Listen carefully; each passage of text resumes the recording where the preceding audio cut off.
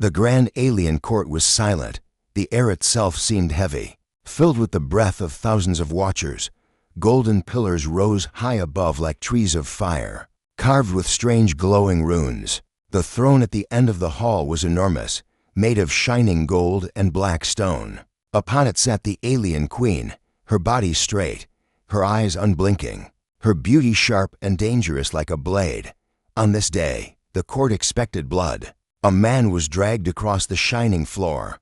He was human. Chains clinked at his wrists and ankles, his head low, his steps heavy. The guards who pushed him forward were tall and terrifying, their armor covered in alien symbols, their glowing eyes watching him like hunters watching prey. Every noble in the court leaned forward in silence, that no human had ever stood in this chamber before. Humans were weak, simple, unimportant, and yet, here he was brought before the queen herself. The man raised his head just once. His eyes met hers, and for a moment, the entire court seemed to stop breathing.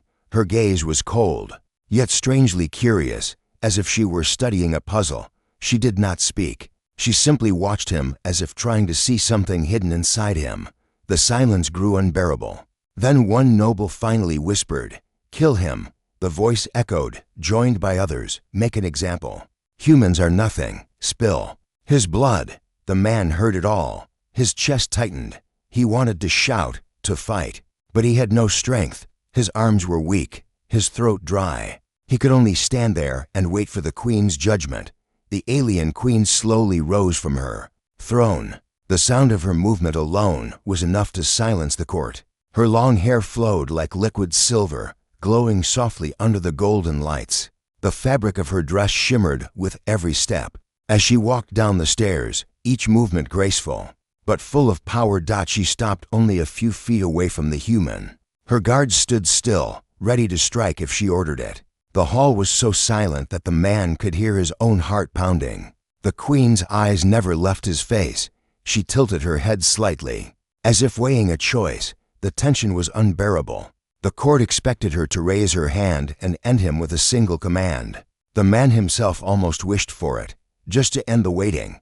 But instead, she spoke. Her voice was calm, soft, yet carried through the entire hall. "This one," she paused, her words echoing like thunder in the silence, "is mine." Gasps filled the chamber. Nobles rose to their feet in shock. Some shouted in disbelief, others in anger. The guards exchanged glances, unsure if they had heard correctly. Even the chained man stared at her, too stunned to understand. What did she mean? The queen turned to her council. "He is not to be harmed," she said firmly. "He belongs to me." "No," one noble cried. "A human is nothing. He does not deserve the honor of standing here, let alone." The queen's gaze snapped to him, and he instantly fell silent. Her eyes burned like fire, full of authority and warning.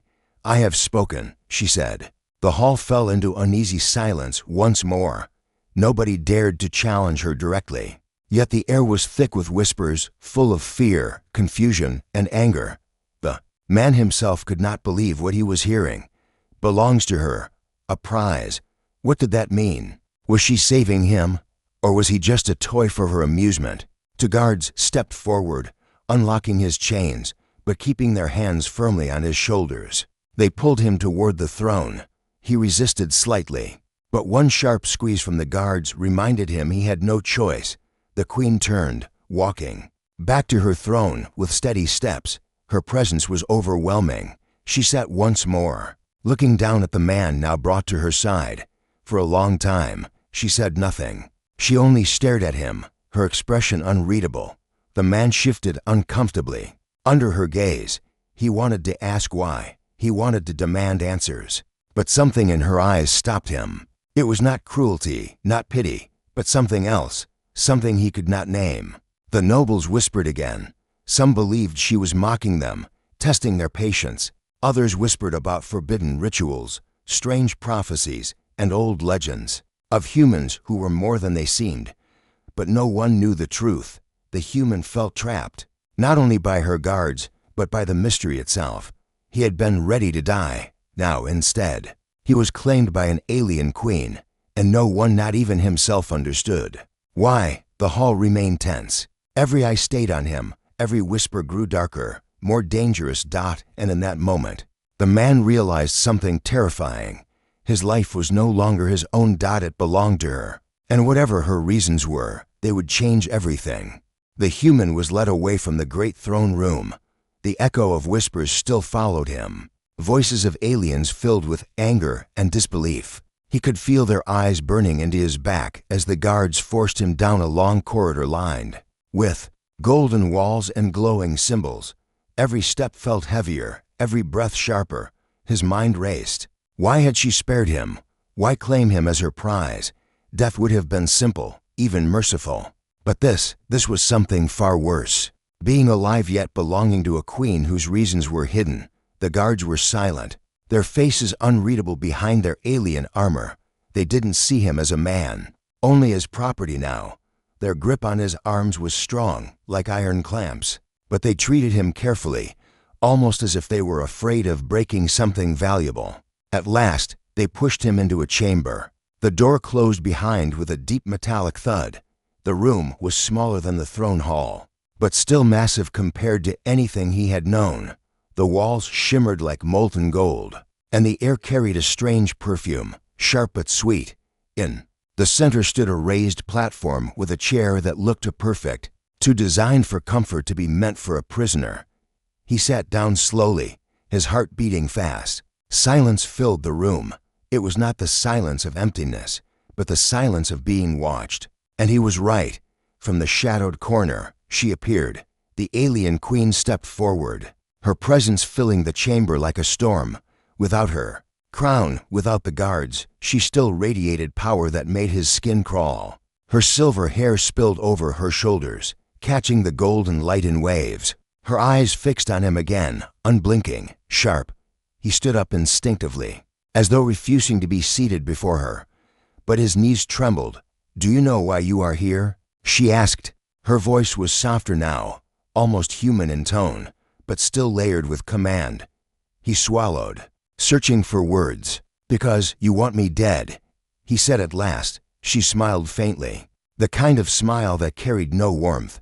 "If I wanted you dead, you would not be breathing now." Her answer gave him no comfort. Instead, it filled him with more fear. She stepped closer, her gown brushing the floor like liquid fire. "You are human," she said slowly. "Fragile, weak, nothing compared to my kind. And yet, you are different." He tried to steady his voice. "Different how? I'm nobody." Her eyes narrowed. "That is what makes it interesting." His chest tightened. He wanted to look away, but her gaze held him prisoner as surely as the guards had. Every word she spoke sank deep into him, heavy and dangerous. "You were brought here as a prisoner of war," she continued. "By law, you should have been executed before the court. But I saw something in you, something I will not yet name." He shook his head. "I don't understand." "You do not need to understand," she replied. "You only need to live and obey." Her words struck like chains. Live, obey, belong. She spoke as though his freedom was already gone, his fate sealed. He clenched his fists, anger sparking in his chest. "I don't belong to anyone." The queen tilted her head, amused. "You will learn." The room grew colder, though no wind moved. The weight of her presence pressed down on him until he felt smaller, weaker, like a child before a predator. Yet something inside him refused to break. "Why me?" he whispered. Her smile faded. For the first time, her expression turned unreadable. "Because," she said, "the others cannot see what I see." "But they will." Before he could ask more, she turned away. The sound of her gown trailing across the floor echoed like a closing door. At the chamber's exit, she paused. "You are mine now," she said without looking back. "Remember that." Then she was gone. He stood there frozen, his chest heaving. The silence returned, heavier than before. Her words circled in his head like shadows, fragile, different, mine. His heart burned with anger, but beneath it was something else he could not deny, fear mixed with curiosity. Why did she choose him? What secret did she see? And why hide it? He sat again, burying his face in his hands. Around him, the golden chamber gleamed with false warmth. He had not been killed, but something worse was happening. He was alive, but trapped in a mystery bigger than he could imagine. The voices of the court still echoed in his memory. Their hatred, their disbelief. They would not forget what she had done. He knew he was in danger, not only from her but from everyone else in that palace, and yet, a small thought whispered inside him that if she had chosen him, maybe it was for a reason, maybe it was something more than fear. But what? The question haunted him as the chamber lights dimmed, and for the first time, he realized this was only the beginning. The alien palace was restless that night. Behind closed doors, in long-shadowed halls, the nobles argued in hushed voices that rose and fell like a storm. The queen's decision had unsettled them all. No one could understand why she had claimed the human instead of destroying him. To the nobles, it was an insult, a dangerous sign of weakness. To them, humans were nothing. They were dust beneath alien boots. And yet, the queen had spoken in front of the court, and no one had dared to question her openly. But in secret, they whispered in chambers lit by cold blue fire. One counselor slammed his fist against a marble table. She dishonors us all. To choose a human as her prize, what is she planning? Another shook his head. Perhaps it is only a game. Perhaps she means to humiliate the creature, to toy with him before the final blow. The first leaned forward, his voice sharp. Or perhaps she has lost her mind. Perhaps she sees something that is not there. If she continues down this path, the council will have to act. Far above, in the queen's private chamber, she sat alone. Her silver hair fell across her shoulders as she gazed into the distance. She could hear their whispers even without trying. She knew their doubts, their fears. But she did not care. She had seen something none of them could see. And she would not explain herself, not yet. The human lay on the platform below, staring at the golden ceiling. He could not sleep. Every time he closed his eyes, he saw her face. Those piercing eyes that seemed to look straight through him. He remembered her words, heavy and final. You are mine now. What did she mean? Why him? He was no soldier, no leader, no one important. He had been captured by accident, another victim of war. And yet, the most powerful woman in the galaxy had chosen him before all others. Fear pressed against him like a shadow, but curiosity gnawed deeper. What if she truly had a reason? What if she knew something about him that he himself did not? A sound broke his thoughts. The golden door opened with a hiss, and a guard entered. The figure was tall, armored in black and gold, faceless behind a glowing mask. The guard said nothing, only gestured for him to rise. He obeyed, though his legs trembled. The guard led him down a narrow passage, darker than before. The walls lined with glowing runes that pulsed faintly as if alive. His heart pounded faster. With every step, he did not know where he was being taken. They arrived at a chamber much smaller than the throne room, yet more terrifying. Around a long table sat 6 alien nobles, their robes shimmering like liquid fire. Their eyes turned on him with pure hatred. He felt their disgust burn through his skin. One of them leaned forward, his voice sharp like broken glass. Do you know why you are here, human? He shook his head slowly, unsure if speaking would save him or doom him. You are here because our queen has chosen you. The noble spat, and we do not understand why. You are weak. You are nothing. Yet she protects you. Tell us, what trick have you used? What power hides inside you? The man's lips parted, but no words came. His throat was dry. He wanted to say he knew nothing, that he was as confused as they were. But he could see it in their eyes. They would not believe him. Another noble hissed. Perhaps he is dangerous. Perhaps she has seen something in him that threatens us all. A third slammed his hand against the table. Then we should remove him before it is too late. The words struck him like a blade. His heart raced. He opened his mouth quickly, his voice trembling. I don't know why she chose me. I'm no one. I have nothing. If you want me dead, then do it. But don't pretend I'm something I'm not. The chamber grew silent. For a moment, he thought he had sealed his fate. Then, without warning, the queen herself stepped into the room. Her presence cut through the tension like a blade. The nobles fell silent instantly, lowering their heads. She walked past them without pause, her gown trailing across the floor like flowing light. She stopped in front of the human, her eyes locking onto his with that same unreadable gaze. He Speaks the truth, she said calmly. He knows nothing. That is why he is important. The nobles exchanged uneasy looks. One finally dared to ask, important? How can a human be important to us? The queen turned, her voice cold and final. Because he is different, because he is not like us, and because his weakness may become our greatest strength. She said no more. With a wave of her hand, the guards pulled the human back toward the door. The nobles remained frozen, their faces twisted in confusion and fear. As he was dragged away, the human felt the weight of her words pressing into his chest. Weakness, strength, different.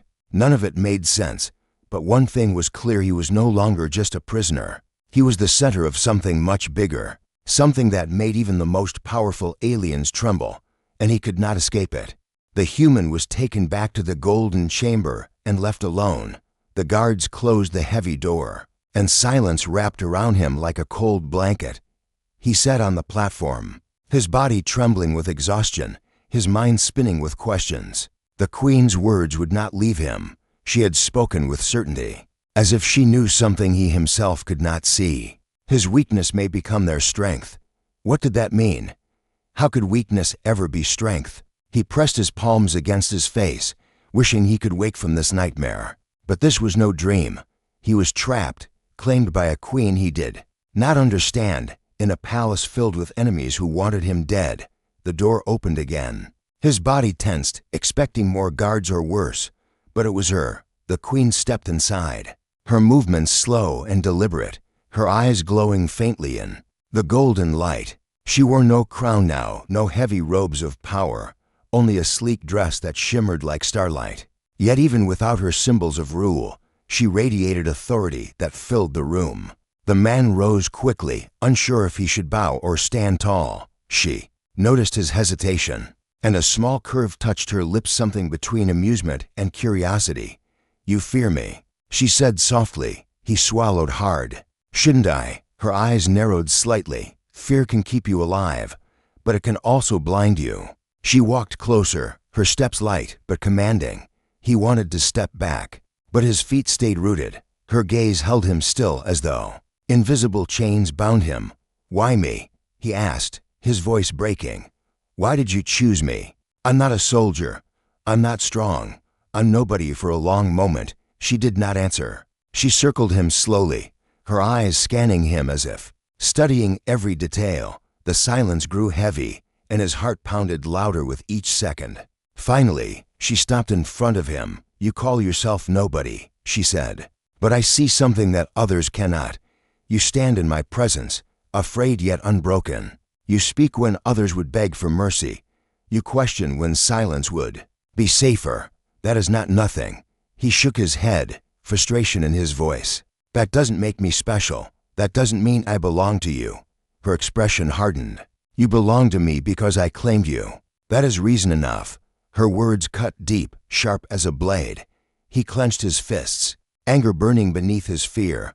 "I'm not a prize to be owned." For a moment, the room seemed to darken. Her eyes flashed with a dangerous light, and he thought she might strike him down where he stood. But then, to his surprise, she smiled, small, cold, and knowing.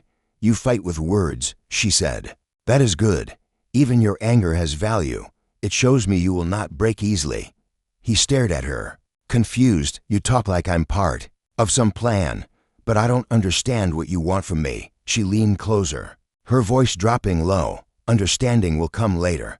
For now, you will stay near me. You will watch, you will listen, and you will learn. When the time comes, you will know why I chose you." Her nearness made his chest tighten. He could feel the strange warmth of her presence, both terrifying and magnetic. She was alien, dangerous, and far too beautiful, like a fire that drew him close even as it threatened to burn him. He whispered, "And if I refuse?" Her eyes locked on his, unblinking. "Then you will die, and everything I have seen will die with you." The words sent a chill through him.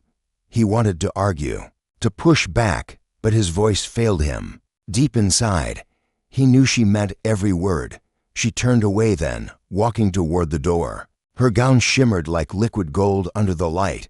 Before leaving, she looked back over her shoulder, her eyes holding his one last time. "You think you are here by chance, she said. But nothing in this world is chance. Remember that. The door closed behind her, and once again he was alone. He sank back onto the platform, his mind racing, her words twisted inside him, impossible to ignore. She spoke as though his life had meaning beyond himself, as if he was more than a prisoner, more than a victim of war. But how? He pressed his hand against his chest, feeling the fast beat of his heart.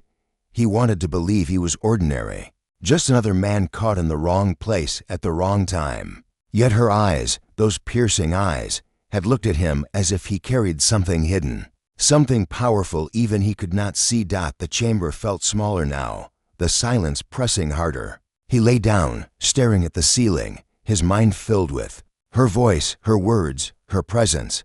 Fear still lived inside him, but so did something new, curiosity, dangerous and irresistible. He had been ready to die, but now he needed to know the truth. Why him? And what secret did the alien queen see? Rumors spread through the palace like fire. Servants whispered as they carried trays down glittering halls. Guards murmured behind their masks as they stood watch. Nobles gathered in private rooms, their voices low but sharp with fear. The question on every tongue was the same.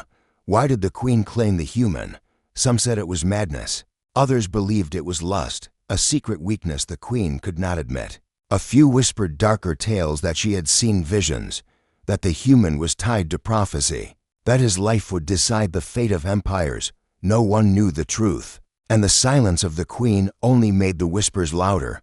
The human felt the weight of these rumors even though he never heard them directly. The way guards looked at him, the way servants avoided his gaze, the way nobles sneered when he passed, it was clear he was no longer just a prisoner.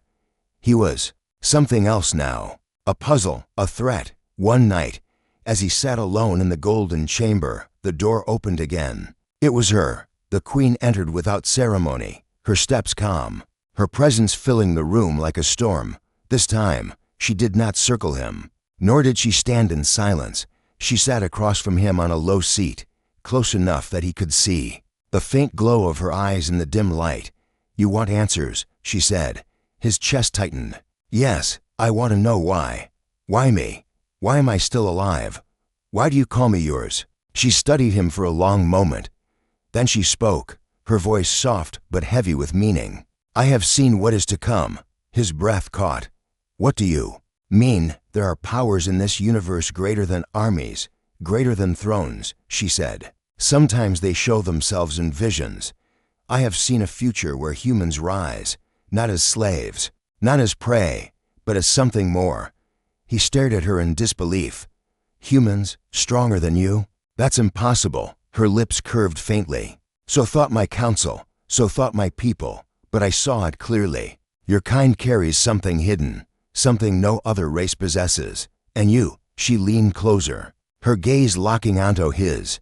"You are the key." His stomach twisted. "I don't even know what you're talking about. I'm not a key to anything. I'm just—" She raised a hand, silencing him. "You see yourself as nothing. That is why they cannot see you. But I can. I know what you are capable of, even if you do not." The room felt colder, heavier. He wanted to argue, to shout that she was wrong, but deep inside, a small part of him hesitated. What if she wasn't?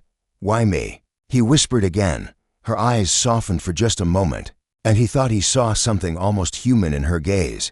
"Because when I looked at you, I saw courage in your fear. I saw strength in your weakness. The others looked and saw nothing. But I saw the spark of something greater." He shook his head, his voice trembling. "I'm no leader. I can't save anyone. I couldn't even save myself." The queen leaned back, her expression unreadable once more. "Perhaps not yet. But the future is not fixed. That is why I chose you. Not because of what you are now, but because of what you may become." Her words echoed inside him, heavy and confusing. He wanted to dismiss them, but they clung to him like chains.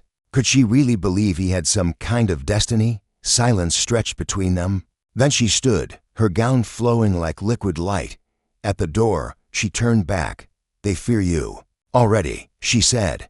"Not because of what you have done, but because of what you could do. Remember that." The door closed, leaving him alone again.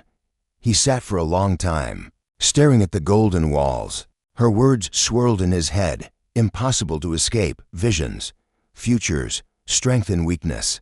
He laughed bitterly under his breath. He was just a man, a prisoner. Yet here he was, sitting in a palace of gold, claimed by a queen who spoke of prophecy. But even as he tried to dismiss it, a new feeling stirred in his chest. Not only fear, not only anger, something else. Hope. It was small, fragile, but it was there. If she truly believed in him, if she truly saw something in him, then maybe, just maybe, it was true.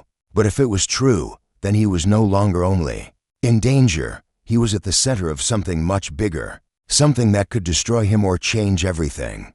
The council gathered in the high chamber, their voices sharp with anger. The room shimmered with cold light, its walls carved from black stone streaked with silver veins. Around the long oval table sat the most powerful nobles of the empire, their faces twisted with suspicion. The queen's throne remained empty at the head of the chamber, yet her presence hung over them all like a shadow. One counselor slammed his fist against the table. "This cannot continue. She has disgraced us by protecting the human. Every day she keeps him alive. She weakens our rule." Another leaned forward, his eyes glowing faintly. "It is more than weakness. It is danger." The people are beginning to talk. They whisper that the queen favors the human. They fear what it means. If fear grows, so will rebellion. Murmurs spread around the table. A tall, thin noble with pale skin raised his voice above the others. "We must act before she destroys us all. If the queen will not rid us of this creature, then we must rid ourselves of both." The chamber fell silent at his words. No one spoke openly of betrayal, yet the thought was there, thick in the air. Far above them, in her private quarters, the queen already knew. She sat by the wide crystal window, her gaze fixed on the stars beyond. Her hands rested on her knees, calm, steady.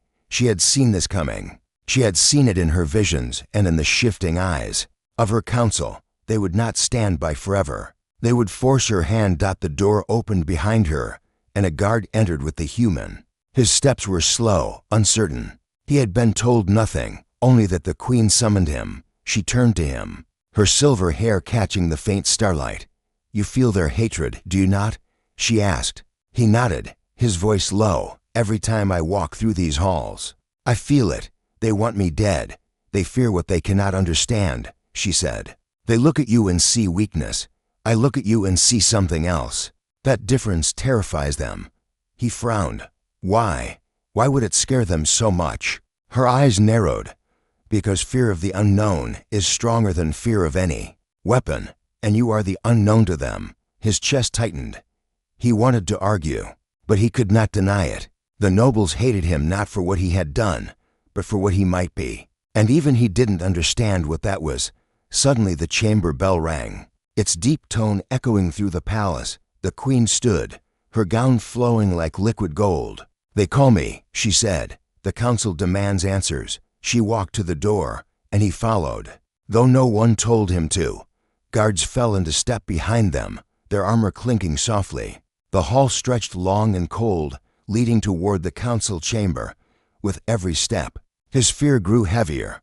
When they entered, silence fell. The nobles rose, their eyes fixed on the queen and the human at her side.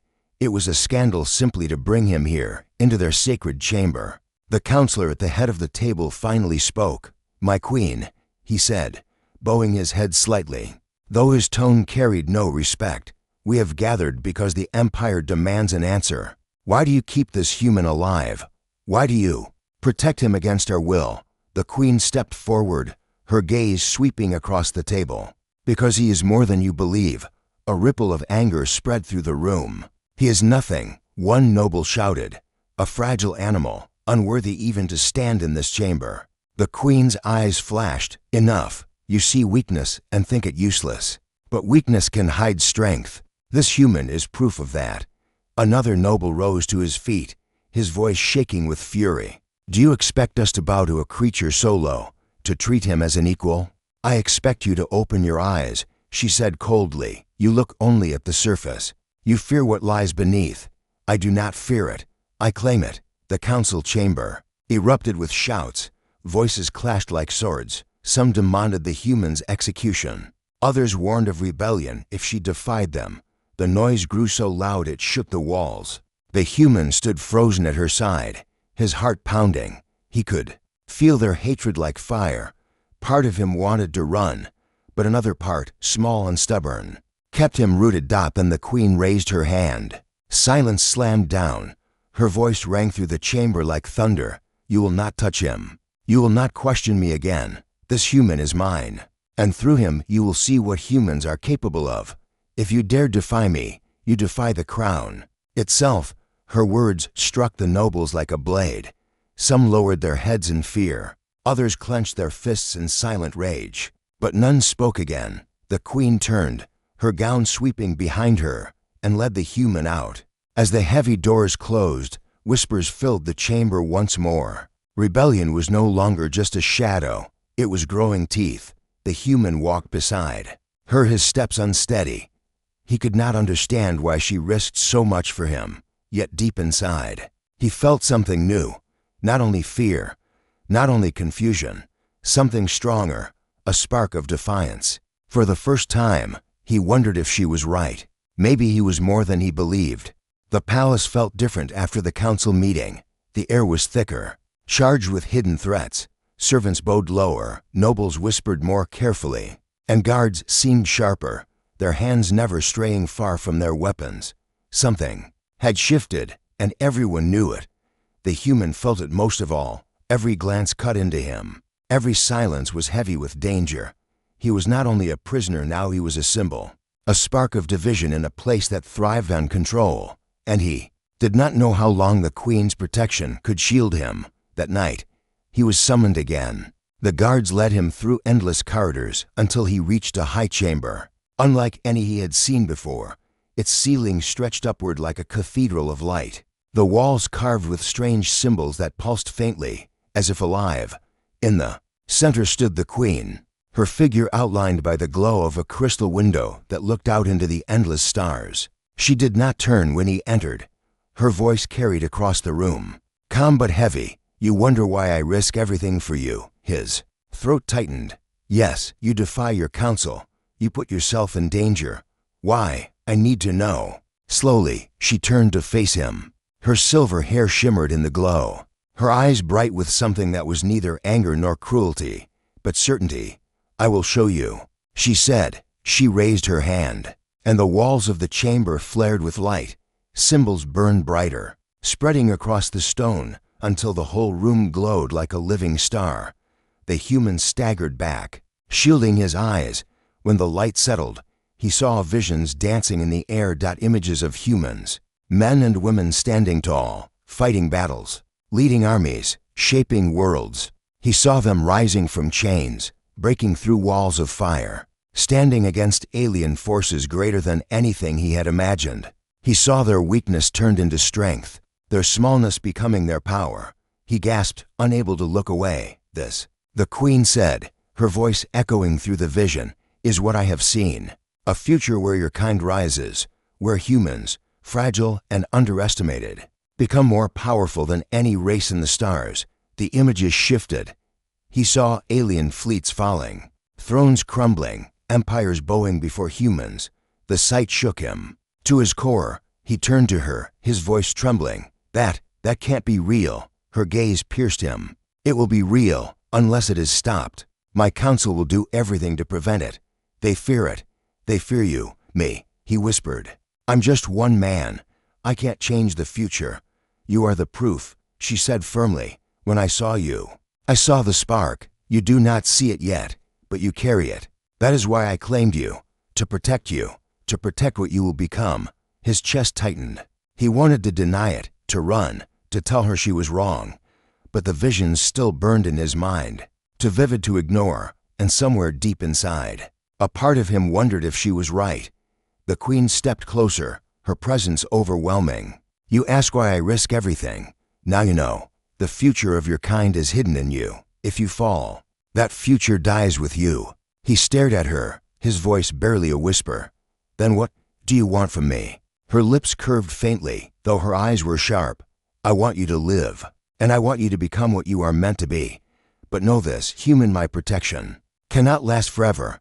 The council plots in shadows. They will move against us both. And when they do, you must choose. Will you remain a prisoner of fate, or will you rise and take it?